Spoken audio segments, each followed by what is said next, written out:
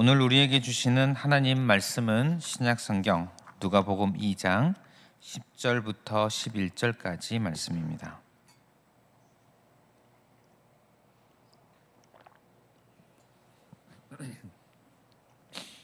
누가복음 2장 10절 11절 말씀 다 함께 봉독하겠습니다. 천사가 이르되 무서워하지 말라. 보라, 내가 온 백성에게 미칠 큰 기쁨의 좋은 소식을 너희에게 전하노라. 오늘 다윗의 동네에 너희를 위하여 구주가 나셨으니 곧 그리스도 주시니라. 아멘. 이제 곧 성탄절입니다. 성탄절이 되면 사람들이 많이 인사합니다. 메리 크리스마스 이렇게 인사를 많이 합니다. 메리라는 이 말은 어떤 강아지를 부르는 말이 아니라 즐겁다라는 그런 의미입니다. 그래서 즐거운 크리스마스, 즐거운 성탄절 보내기를 기원하는 마음으로 메리 크리스마스 이렇게 인사를 하곤 합니다. 오늘 우리가 읽은 이 말씀을 보니 천사가 이르되 무서워하지 말라. 보라, 내가 온 백성에게 미칠 큰 기쁨의 좋은 소식을 너희에게 전하노라. 성탄절을 큰 기쁨의 좋은 소식이 선포된 날, 즉 성탄절을 기쁨의 날, 큰 기쁨의 날로 성경이 선포를 하고 있습니다. 성탄절이 참 기쁜 날이라는 사실이 누구보다도 우리가 믿는 사람들이 기억을 해야 할 것 같습니다. 성탄절이 되면 사실 온 세상이 기뻐하고 있습니다. 바깥에 나가면 여러 가지 캐롤이라는 그런 음악들이 울려 퍼집니다. 곳곳에 성탄 트리가 있습니다.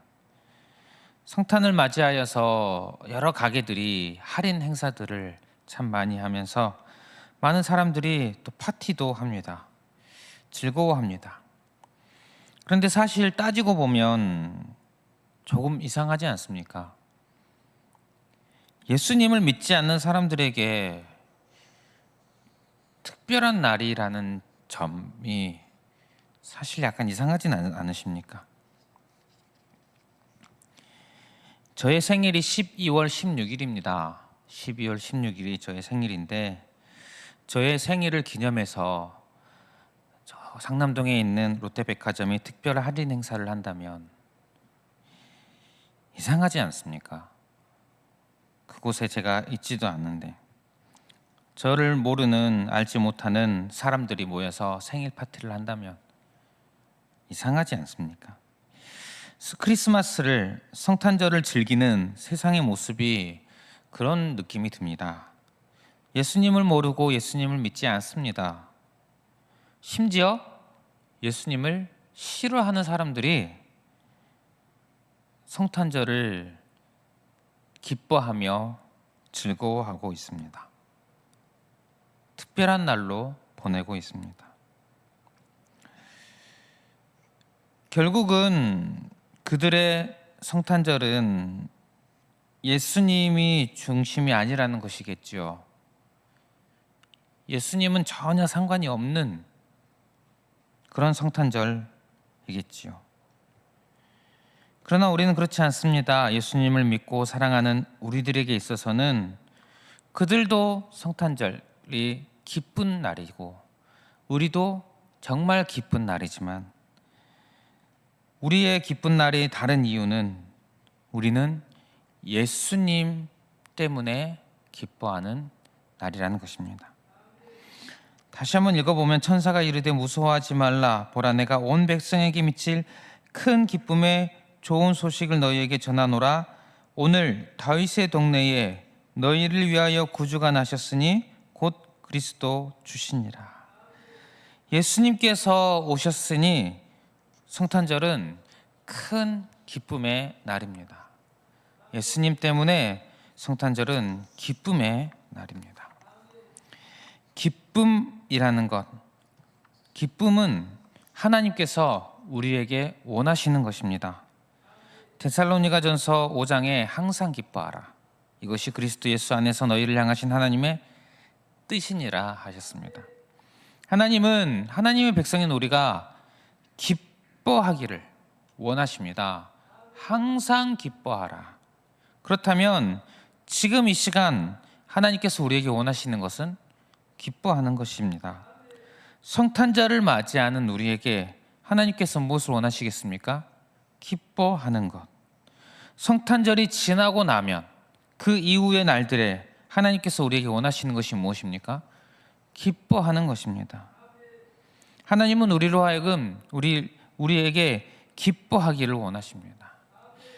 그런데 사실 우리 인생이라는 것이 늘 기뻐할 만한 일만 있지는 않습니다. 사실 기뻐하기보다는 기쁘지 않을 만한 일들이 더 많이 일어나는 것이 우리의 인생입니다. 여러 가지 어려운 일들이 있습니다. 슬픈 일이 있습니다. 예상치 못한 일들이 일어납니다. 그럼에도 우리 하나님께서 항상 기뻐하라 하셨으니 그럼에도 기뻐하는 것이 맞느냐는 것입니다. 예수님의 제자 베드로 사도가 쓴 편지가 있습니다. 베드로 사도에 의하면 예수님을 믿는 자, 즉 성도에게 근심되는 일, 마음에 힘든 일, 슬픈 일, 어려운 일, 이런 것들이 있다고 얘기를 합니다. 그럼에도 불구하고 성도는 기뻐하는 자라고 이야기를 합니다. 베드로전서 1장 6절에 보면 그러므로 너희가 이제 여러 가지 시험으로 말미암아 잠깐 근심하게 되지 않을 수 없으나 오히려 크게 기뻐하는도다. 근심하게 되지 않을 수 없으나, 베드로전서 1장 6절입니다. 성도들이 근심하게 되지 않을 수 없다. 좀 말이 복잡하죠. 이게 무슨 말이냐면 근심하게 될 수밖에 없다라는 것입니다. 근심을 안 하는 것이 안 할 수가 없다는 것입니다. 근심할 수밖에 없다. 여기에 사용된 단어가 불가피하다, 필연적이다, 이런 의미의 단어입니다. 필연입니다. 필연이라는 말이 무슨 말입니까? 어떤 일의 결과가 반드시 그렇게 될 수밖에 없는 것이 필연입니다. 베드로 사도는 말하고 있습니다. 근심, 성도에게 있어서 근심은 필연적입니다. 필연입니다. 근심할 수밖에 없습니다. 우리 인생에서 일어나는 일들로 인하여 근심을 할 수밖에 없는데 오히려 그게 기뻐하는도다. 세상에는 즐거운 일도 있습니다. 기쁜 일 있고 웃을 일도 있지만 평안하다가도 근심되는 일이 생긴다는 것 평생 겪고 오셨을 것입니다. 즐거운 일만 있으면 좋겠지만 성경은 우리로 하여금 현실을 그대로 이야기해 줍니다. 근심은 필연적입니다. 그렇지 않았으면 좋겠습니다만 성경은 현실을 이야기해 줍니다. 근심이 필연적인 이유는 죄의 결과이기 때문입니다. 웨스트민스터 소교리 문답 17문에는 이렇게 얘기합니다.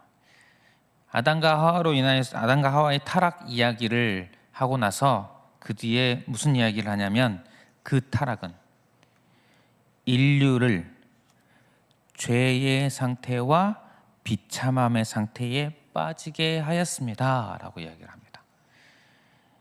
타락은 인류를 죄의 상태와 비참함의 상태에 빠지게 하였다. 그래서 우리 모든 사람은 죄의 상태에, 비참함의 상태에 있다라는 것입니다.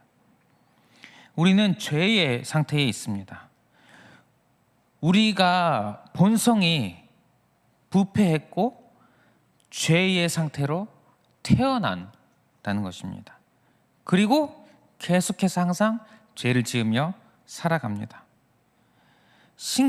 신기하게도 모든 어른들이 아이들에게 거짓말하면 안 돼, 거짓말을 하지 말아라 라고 가르칠 것입니다. 누가 거짓말해야 돼? 가르치는 어른이 어디 있겠습니까? 그런데 아이들은 배우지도 않았는데 거짓말을 합니다. 여러분 어떠합니까? 선을 행하는 것이 대체적으로 어렵다고 느껴지지 않습니까? 선을 행하려면 노력이 필요하다고 느껴지지 않으십니까? 반면 악을 행하는 것, 죄를 짓는 것은 참 쉽지 않습니까? 가만히 있으면 저절로 나도 모르게 죄의 자리에 가게 되는 것을 경험하지 않습니까? 왜 그렇습니까? 우리 인류가 죄의 상태에 빠져 있다는 것입니다. 그리고 이런 죄로 인해서 우리가 비참함의 상태에 놓여 있습니다. 인류의 비참함은 무엇인가 하면 하나님과의 교제가 끊어진 것입니다. 하나님과의 교제가 끊어진 것은 하나님의 진노와 저주를 받게 되는 것입니다. 하나님의 진노와 저주 아래 놓이게 되어서 우리는 이 땅을 살아가며 비참함을 경험합니다. 여러 가지 재난이 있고 질병이 있고 사고가 일어나고 마음의 고통들이 있습니다. 얼마 전에 기사를 하나 보았습니다. 지난 10월 달에 충북 청주시에서 한 산후조리원에서 태어난 지 일주일 된 아기를 부모가 살해했다는 그런 기사를 봤습니다. 왜 죽였는가 보니 그 아이가 한쪽 팔에 장애가 있다고 그 아이를 죽게 하였다는 기사를 보았습니다. 말도 안 되는 사건이죠. 어떻게 이런 일이 일어납니까? 참 비참하지 않습니까? 그 부모 입장에서는 나의 자녀가 장애를 가지고 태어났다, 이 사실을 비참하게 여겼을 것입니다. 그리고 부모가 자기 자녀를, 태어난 지 일주일 된 아이를 살해하는 비참한 일이 일어났습니다.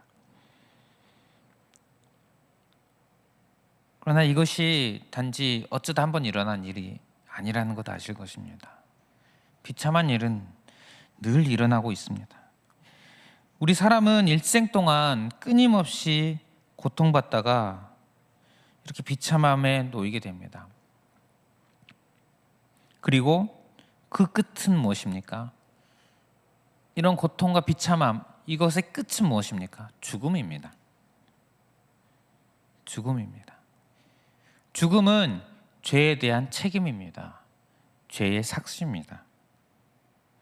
우리는 모두 죽음이라는 책임을 수행하게 되어 있습니다. 죄가 있기 때문입니다. 그리고 죄에 대한 책임으로 죽게 되면 그 후엔 무엇이 있습니까? 지옥의 형벌이 있습니다. 태어났을 때부터 죽기까지, 그 이후까지 인류는 비참함에 놓여 있습니다. 죄의 상태, 비참함의 상태에 놓여 있기에 우리의 인생은 근심이 필연적입니다. 우리에게 있어서 근심이라는 것은 당연한, 필연적인, 반드시 일어나는 일이라는 것이 성경의 가르침입니다. 그런데 그럼에도 불구하고 베드로전서 1장 6절을 다시 읽어드리면 근심하게 되지 않을 수 없으나 오히려 크게 기뻐하는도다. 기뻐하는도다. 베드로전서 1장 6절 말씀입니다. 기뻐하는도다. 그 이유가 그 앞에 5절에 나오는데 왜 5절에 무엇이라고 얘기하냐면 너희는 말세에 나타내기로 예비하신 구원을 얻기 위하여 믿음으로 말미암아 하나님의 능력으로 보호하심을 받았느니라. 우리가 죄와 비참함에 있는데 구원을 받았다는 것입니다. 하나님께서 우리를 구원해 주신다는 것입니다. 그 속에서 죄와 비참함 속에서 영원히 멸망하게 내버려 두지 아니하시고 우리를 보호하셔서 구원을 베풀어 주신다는 것입니다. 그러니 근심이 필연이지만 기뻐하게 된다는 것입니다. 그런데 성도 여러분, 베드로전서에서 말한 그 구원이 언제 실행이 되고 있습니까? 예수님께서 우리를 구원하시기 위해 이 땅에 오셨습니다.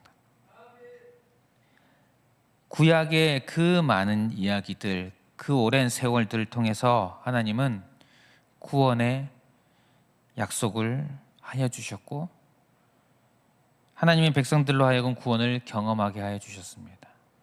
그리고 이제 온 인류를 향한 참 구원이 임하였습니다. 바로 예수님께서 이 땅에 오셨습니다. 그러니 기쁨의 날입니다. 예수님께서 오신 그날은 모든 인류의 큰 기쁨의 날입니다. 우리를 구원하시려는 그 계획이 진실로 시작이 됩니다. 우리를 죄와 비참에서 건져내시려고 구원하시려고 하나님께서 친히 이 땅에 오신 날입니다. 이것이 약속이었는데 알고 보니 진짜였습니다. 진짜로 오셨습니다. 하나님의 구원하심, 하나님의 보호하심이 그냥 이야기가 아니라 이스라엘 조상의 조상들의 이야기가 아니라 신화가 아니라 진짜였습니다. 예수님이 오셨습니다. 그러므로 성탄은 기쁨의 날입니다. 그리스도인은 근심이 필연이나 예수님 때문에 기뻐하는 자입니다. 그러므로 우리 그리스도인에게 성탄은 기쁨의 날이요 온 인류에게 성탄은 기쁨의 날인 줄 믿습니다. 따라서 우리는 이 성탄을 맞이하면서 기뻐하는 것이 마땅합니다. 죄와 비참 가운데 놓인 우리를 위해 예수님께서 오셨다는 사실, 이 사실을 우리가 다시 한번 기억하며 성탄절을 맞이하고 또 성탄절을 보내고 또 성탄절을 지나가고 하면서 기쁨이 넘치는 그런 하루하루를 살아가는 저와 여러분들 되시기를 바랍니다. 한번 계획해 보셔도 좋을 것 같습니다. 이번 성탄절에는 어떻게 이전보다 더 기쁘게 보내볼까? 저는 개인적으로 한때는 성탄절을 기뻐하는 것을 자제하고 또 자제하던 때가 있었습니다. 왜냐하면 성탄절의 의미가 변질되었다고 생각하기 때문입니다. 사실 지금도 동일합니다. 성탄절의 의미가 변질되어 있다고 생각이 듭니다. 주인공이신 예수님께서 주인공이 되지 못하고 있다고 생각을 합니다. 성탄절의 의미가 변질되었다고 생각이 들었기 때문에 그럼 변질된 성탄을 기뻐하는 것이 맞는가 하며 자제하였었습니다. 선물을 주고받는 것, 주인이 예수님이신데 우리 사람끼리 선물을 주고받는 것이 과연 맞나? 너무 변질된 일이 아닌가 하며 자제했었던 때가 있습니다. 어떤 사람들은 성탄절을 맞이해서 여행을 갑니다.